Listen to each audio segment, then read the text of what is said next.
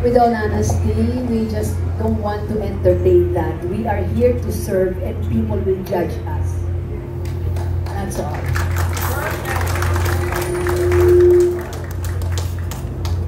Babalikan ko lang din, we simply submit ourselves to the electoral process and basta din namin yung paglilingkod na gusto namin ibigay sa bawat Batangueño. Kung saan mapunta ang pangarap namin sa paglilingkod, kung saan namin gusto ilagay ang puso namin, nakasalalay sa botante yun. Well, I think my brother said it perfectly naman.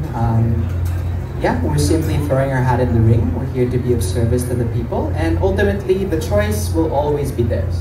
That's about it. Ayan. At saka yun po. Ayun na.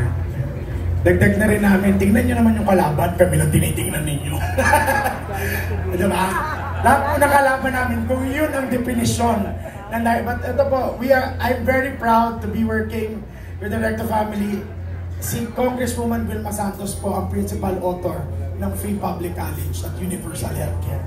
Pati na rin po, yung mga congressman po na kasama natin dito, ang Batangueño po is very proud of our result. Yeah, kasama ko si Yanda, Kung Marvin, si Ate Maitet.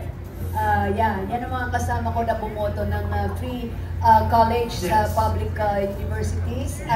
And then at the same time, yung ating 4Ps. And then at the same time, Doktor para sa bayan po. Universal Healthcare Law. Yan, so, yan ang mga pinaglaban namin. Tama, Kung Marvin, yan? Tama ba? Yan, si Ate Maitet, nandiyan ba? Okay, Colyantes. Yes. So proud po kami dito, yung buong grupo po na ito, hindi lang po Batangueño nakikinabang, kundi buong Pilipinas po. Yan po yung pagsasama namin dito lahat. Ayan.